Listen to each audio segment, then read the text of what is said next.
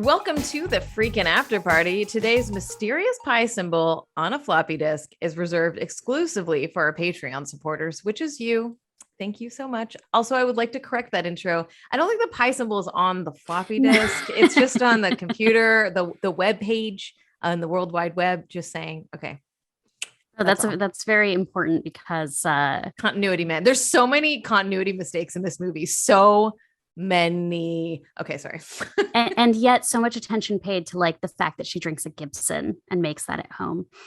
So I wanted to talk about this really random weird thing on the bonus, which is I used to work for Sony for many years. So I worked for Columbia Pictures and Sony Pictures Animation.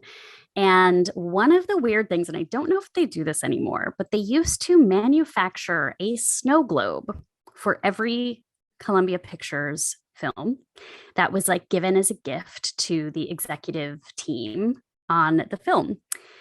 So the execs offices would have like, you know, a shelf with a bunch of random snow globes on it. And each snow globe would have some visual symbol of the movie inside of it. So the Holiday had the house from the Holiday.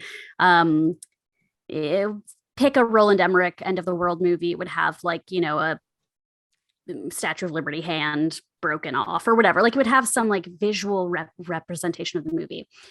And ever since I experienced like seeing these, I have always wondered this every time I watch a Columbia Pictures movie, what was in the snow globe for this movie? So the net, like I think it starts with like the Columbia Pictures like lady symbol or trademark logo. And then like a mouse comes and clicks on her and that's how the movie starts. And I just like to fantasize about like what was in the snow globe. I have asked this about like, I don't know, the Equalizer. Like, I don't remember what was in the Equalizer snow globe. Like they wouldn't put like just Denzel. Like what would they have put in the Equalizer? Like a gun in a snow globe? I don't know.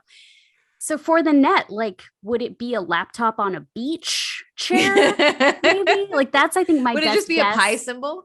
Yeah, I mean, I've been thinking about this, you know, for the past couple of days, but like, if you have any thoughts, is it like a Mozart's can we just Google ghost? This? Like, does someone have a collection of all of these? Like, is it a collectible or is it? Once in a while, I'll see one like pop up on eBay, specifically when I'm playing this thought experiment of like, what would the snow globe have been? But I mean, they're internal, like they're not something that you could purchase on your at the lot at the store on the lot or whatever. Like you could buy a sweatshirt that says Columbia Pictures, but you wouldn't be able to buy the snow globes. So, but I bet those are sold. Do they give those out in the like award swags that they send to people for your consideration stuff? No, it would just like show up on your desk in like an unmarked white box. Mysterious. Yeah.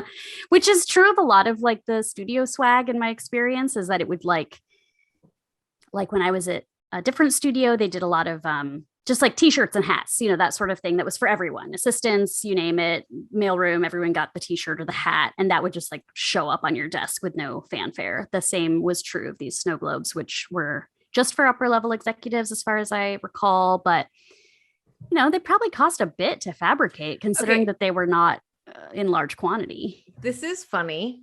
I would love us to do this thought experiment, but so my childhood best friend, for some reason, when I traveled, I would buy her a snow globe, and it got ridiculous. She had so many fucking snow globes, and literally one day she was like, "Can you please stop? Like, can you please stop sending me snow globes? I don't want these." And so I'm like picturing like that kind of like on somebody's like fireplace, there's just like a million snow globes of all of these different movies. I feel like these would be more interesting snow globes than like, you know, like the Santa Monica Pier snowing or whatever. Right. Okay. So any thoughts? Like what's your one visual image representation of this movie? Oh, it's got to be a floppy disk for me. It has to be. Yeah, duh. That's easy. That's so great. Like just imagine that. Just like standing up, right? Like on a little, like it's just on the corner, just like with a little base holding it up. Does it say Mozart's ghost on it? I don't remember if the disc No, it's said the anything. burnt one. What if it's the burnt one? Ooh. Or it's the virus one where it's like Dan's surprise. Like what? That whole thing too in the movie where she like sends viruses to this guy to add to his collection. Like Oh, yeah. What the fuck is that? Anyway, yeah. Some it would people have to- collect string. Some people collect string. That's right. Bridget, have you ever seen, this is a movie we did earlier in the season, Johnny Mnemonic? Yes, I have. Keanu Reeves, right? Yes, like we were really fascinated by the part where he goes like into the internet and some other like forum dweller is like, oh no, the virus is getting close. Like, I really loved that way of like the Matrix doing it well by showing like an actual like monster coming towards the ship. But in this, I was like, oh, virus make web page go static. Like, there was just like Or such like at the end of the movie, like the page with her photo on it that says whatever marks just gets blurry and more and more blurry. And you're like, wait, I don't think you did that. I don't think that's what happened when you uploaded some data to a website, like whatever. I appreciate the visual communication, storytelling of what that meant, but it was really goofy. And they kept coming back to it at various states of like melty. yeah. Yeah, it's funny because I think in the 90s, we did have an understanding of like a virus melt, like the things on your screen would just melt off or like dissolve. And that was how you represented your data being, your files being corrupted or whatever. Except now it's just porn pop-ups. Yes. Just endless porn pop-ups. Do you two collect anything? Do you have collectible energy? I do. Bills. Bills. I collect matryoshka Russian dolls. Okay. Oh. I literally just got rid of, I have this huge one I brought back from Italy years ago that's like this big and it's so cute. And I should have given it to you instead of my niece. It's not something I advertise because You it's don't want creepy. people to- No, I mean it's creepy, but like I've been collecting them since I was young, and now I actually display them but I try to keep it. I try to keep it like it's not going to take over the house. So you don't want a giant one that's like bigger than your head. I mean, I do. I just feel like it's like weird to be like that twee like ModCloth girl who's like, here's my Russian doll collection. Like, like. But that's the thing is, I feel like you don't really start collecting things as an adult. I mean, maybe you do, but I feel like a lot of people's collections are like childhood things. So I don't, I support this of you. And I don't think you are twee. Thank you. Maybe. You're wrong. I think, maybe you are. Maybe I don't know you well enough. Yeah, great. Do you collect anything, Anita? I have collected things. As a child, I collected shot glasses, which what the fuck were my parents thinking? Why was I? It's because it's like a tourist thing, right? So I just did like a deep cleaning of like stacks of boxes that have been put away and not looked at for years. And I forgot that I started collecting magnets from my travels that are all kind of like the same sort of flat style. And like I used to have those all on my fridge because I traveled so much. And it was the one thing that I was like, oh, this is nice and doesn't take up any space, both in my suitcase or in my house. And I just put those back on my fridge, or at least some of them. I got rid of most of them, but I kept some of them. So I was doing that for a little bit. I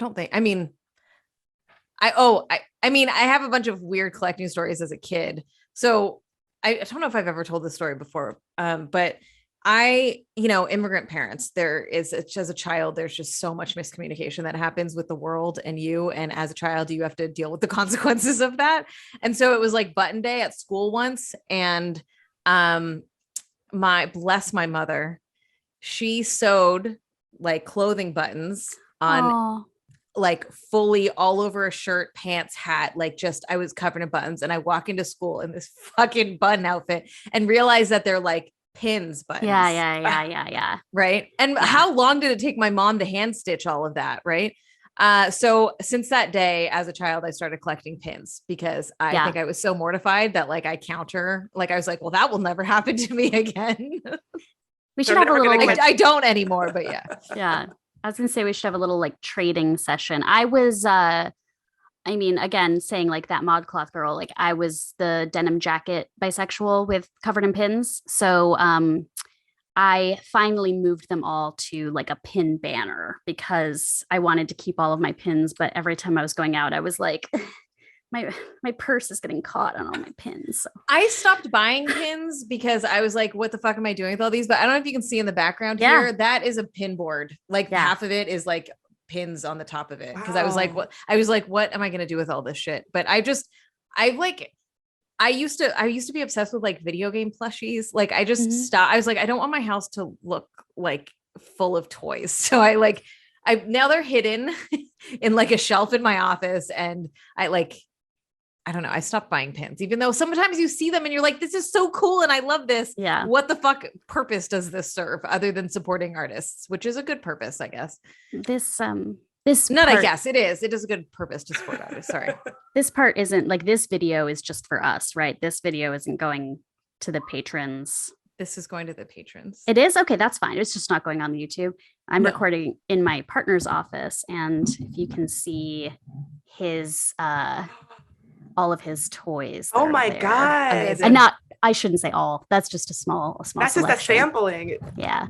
My neighbor has like these built-in shelves, and it's just all covered in mostly Star Wars things. And it's like an entire wall of a living room. And so I just keep giving him my stuff because I'm like, there's still a little bit more room. Here's like a Lego I built that I have no room for.